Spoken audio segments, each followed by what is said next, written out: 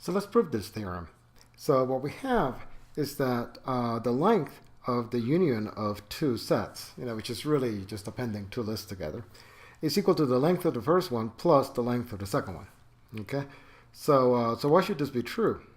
Well, we're going to do it by induction, and be very careful of what I'm saying here, because I'm saying that I'm using induction on lists. Okay, so again, this is kind of a generalization of induction that we've done before. I'm actually trying to use induction on lists, and to do that, I'll follow the structure of the inductive definition of the list type. Okay, so what can a list be? Well, the base case is that the list is equal to nil. Okay, I could choose to use induction on AS or on BS, right? Because they're both lists, but I'm going to choose the A's. Okay, so I'm using A's, and I'm saying, okay, so I'm inducing on the structure of that list. Now suppose that list happens to be equal to the empty list, okay, because that's the base case. Then what I have is the length of set union of A's, B's is really just the length of set union nil B's, right? And what is set union of nil and B's? Well, from the definition, when the A's is equal to nil, or actually when it's not a non-empty list, then the answer is just simply B's. So this term here, hey, I'm missing a parenthesis there. So this term here is just simply equal to B's.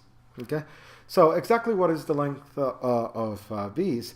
Well, I'm going to rewrite it in a funny sort of way. I'm going to say that it's 0 plus the length of B's, right? And the reason that I'm doing that is that 0 is actually the same as the length of nil. Okay, so in fact, the length of the union of nil and B's is the length of nil plus the length of B's, and that's exactly what the theorem was supposed to do, at least for the base case. Okay, so great. So now let's look at the induction step. Okay, so now in the induction step, we have that A's is no longer an empty list, so it looks like this. It is some A followed by a bunch of A's, right? That's the other possibility for a list. So what we have is the length of the union of cons A's, right, with B's, and what exactly is set union of the cons of something? And it turns out to be take the union of the rest of the first list and the second list, and then after you do that, just put the first element of the first list in front, right? So that's how we get this. This is just the definition of set union. And if you look at that definition, you'll see that it has two parts.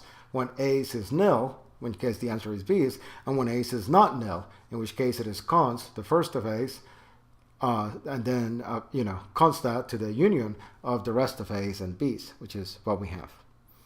Okay, now I have the length of cons A something.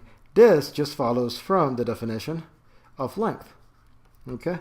Because the length of the cons something on a list is 1 plus the length of that list, okay? So that's what we have, is 1 plus the length of the union of the A's and the B's, okay? But now we can use the induction hypothesis, because the induction hypothesis tells us that, since I'm working on A's being cons A some list of A's, then actually I can assume that the theorem holds true for just that list of A's, okay? So yeah, the length of the set union is actually the sum of the length of the A's and the B's because of the induction hypothesis. Okay. Well, now the rest of it is just algebra, because once I have this, then I'm going to group the 1 plus and just add 1 to the length of the A's. And the reason I do that is because I can replace 1 plus the length of A's with the length of cons A A's. Again, this is just definition of length. And now this is exactly what I wanted, because that is the sum of the length of the first list and the second list. Okay, so that actually proves that the length of the union of two lists, okay, is actually the sum of the lengths of the two lists.